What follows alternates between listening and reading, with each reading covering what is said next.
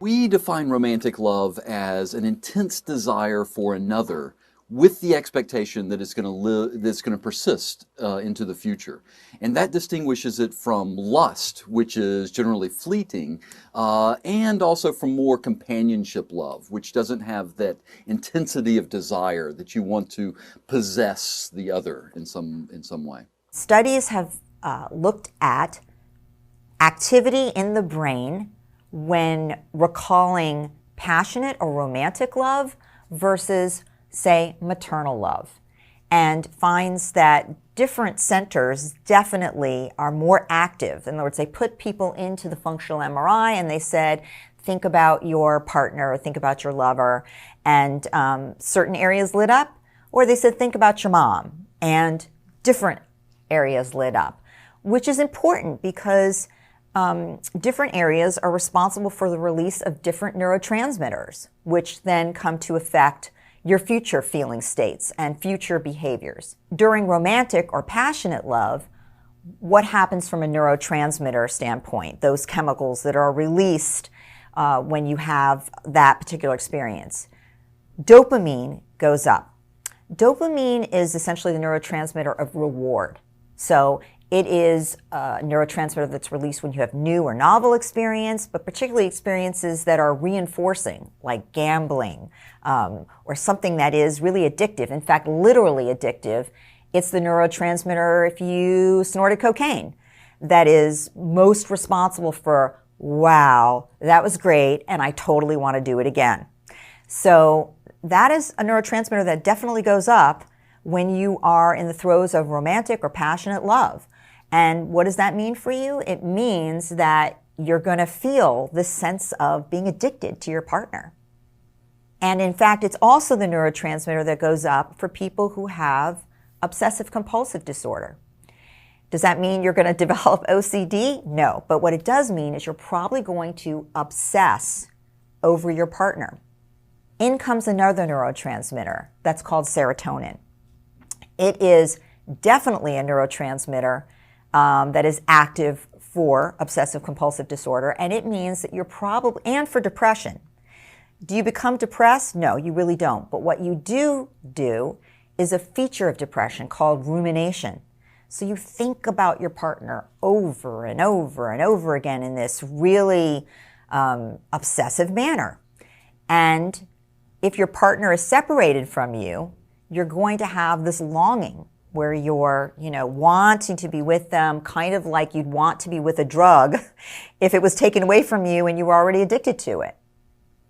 There are changes in other neurotransmitters as well. So if you're physically with your partner, the neurotransmitter oxytocin, which is kind of known as the cuddle neurotransmitter, and that makes you feel like warm and snuggly and intensely bonded to this person. It is particularly released following orgasm. So, if you're having sex with your partner and things go well, you're going to feel very attached to them, exceedingly intimate with them, partially because of that neurotransmitter. There are other neurotransmitters that actually also change. Vasopressin, which has to do with stress level. There's this whole release of neurotransmitters that make you feel, very obsessed, very addicted, thinking constantly about them, very intimately, cuddly attached, and stressed. Actually, it is a stressful condition to some degree to be really into your partner. One of the problems with early stage intense feelings of romantic love is that it's part of the oldest parts of the brain that become activated. Brain regions linked with drive, with craving, with obsession, with motivation. And in fact, some cognitive regions up in the prefrontal cortex that have evolved much more recently begin to shut down. Brain regions linked with decision making, planning ahead. People who are madly in love can fall madly in love with somebody who's married, who lives on the other side of the planet, who comes from a different religion, and somehow they'll say to themselves, we'll work it out. We can work this out because of all that energy of intense romantic love and also the shutting down of various brain systems linked with decision making. So one of the things that I say to people is, before you decide to marry somebody, spend a good deal of time with them. so that some of that early stage intense feelings of romantic love can begin to subside, and you can begin to really see what you've got. As a matter of fact, I'm very optimistic about the future of relationships because we're spending so much time now getting to know somebody before we wed. You know, a great many people are having these one-night stands and friends with benefits and living together before they marry. And there was a recent study in which they asked a lot of single people who were living together with somebody, why have they not yet married? And 67% were terrified of divorce, terrified of the not only the legal and the financial and the economic, but the personal and social fallout of divorce. And so I began to realize maybe all of this hooking up and friends with benefits and living together is not recklessness. Maybe it's caution. Maybe singles are trying to learn every single thing they can about a potential partner before they tie the knot. And in short, marriage used to be the beginning of a relationship. Now it's the finale. And I think that that is very positive. As a matter of fact, I work with Match.com. I'm their senior, their chief scientific advisor. And we did a study of married people, not on the site Match.com, of course, of 1,100 married people. And I had reason, well, if there's this long pre-commitment stage of getting to know somebody, maybe by the time you walk down the aisle, you know what you've got, you're happy with what you've got, and you're going to build a long, stable, really happy marriage. Maybe we're going towards a time of happier marriages because relationships can end before you tie the knot. So within this study, I asked these 1,100 married people a lot of questions, but one of the questions was, would you remarry the person you're currently married to? 81% said yes. And I think that with what I call fast sex, slow love, with this slow love process of getting to know somebody very carefully over a long period of time, it's going to help the brain readjust some of these brain regions for decision making. You're going to get to know how this person handles your parents at Christmas or whatever holiday, you know, how they handle your friends, how they handle their money, how they handle an argument, how they handle getting exercise and their own health and your health, etc. You learn a lot about the person. I think I'm very optimistic about the future because of this concept of slow love. In terms of the science to support what is a good partner choice, for the long haul, it does seem that having very similar values and to some degree having a lot of similarities in general often leads to a longer term ability to maintain the relationship. And why is that? And I'm not talking now about sexual compatibility. I'm not talking about that, you know, wonderful passionate feeling, but I'm really talking about just maintaining any relationship. It is easier when you have fewer bridges to cross. So over time, as this whole neurotransmitter thing settles out, what's left to be able to maintain your relationship going forward?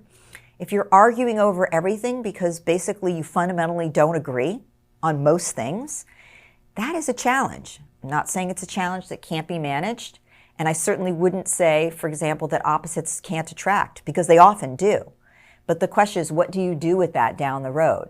If you're a different religion, if you believe differently in how money should be managed, if you have different goals in terms of family rearing, career aspirations, long-term how you want to live your life, these are bridges that have to be crossed with a lot of communication and a lot of compromise. To some degree, studies support the less compromise you have to make, the easier, and you know that's not surprising, right? That's easy to understand. So so choosing someone with some similarities will make for less compromise down the road. And then the question becomes, how good are you and your partner individually at communication, at compromise, at being able to make choices that really aren't your first choice for the service of some greater good? We all want to sustain a long-term happy partnership, and psychologists will give you a long list of smart ways to sustain that. But I'd like to say what the brain can add. I studied the brain.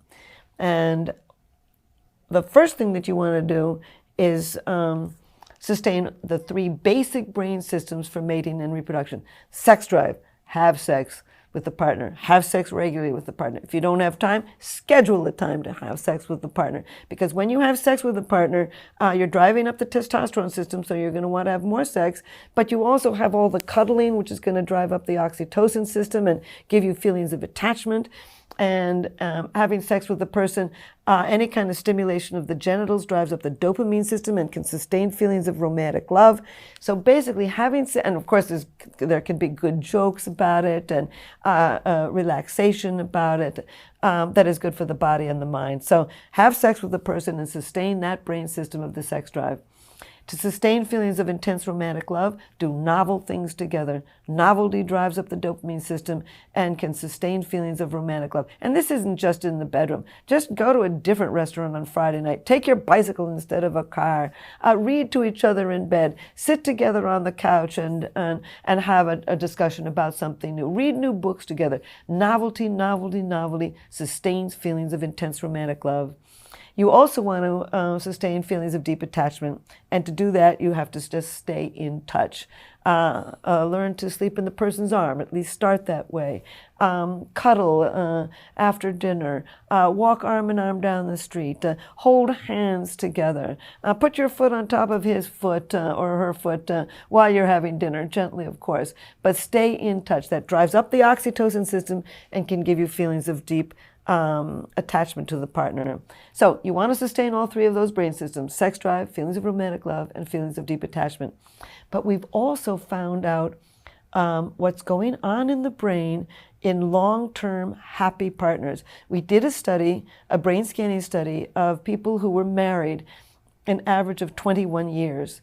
And those people who were married an average of 21 years, who were still madly in love with their partner, showed activity in three brain regions: a brain region linked with empathy, a brain region linked with controlling your own emotions, and a brain region linked with what we call positive illusions, the simple ability, but sometimes hard, to overlook what you don't like about somebody and then focus on what you do. So last but not least, we've now known that if you say several nice things to your partner every day, I would suggest 5, but if you can only pull off 2 or 3, whatever, say nice things to your partner, that actually reduces their cholesterol, reduces their cortisol, which is the stress hormone, and boosts their immune system, but it also boosts yours. So what the brain says about a happy long-term partnership is: overlook what you don't like and focus on what you do. Express empathy for the partner. Control your own emotions. Have sex with the partner. Do novel things together. Stay in touch and say several nice things every day. And your brain will help you sustain a long-term deep attachment. We're built to love.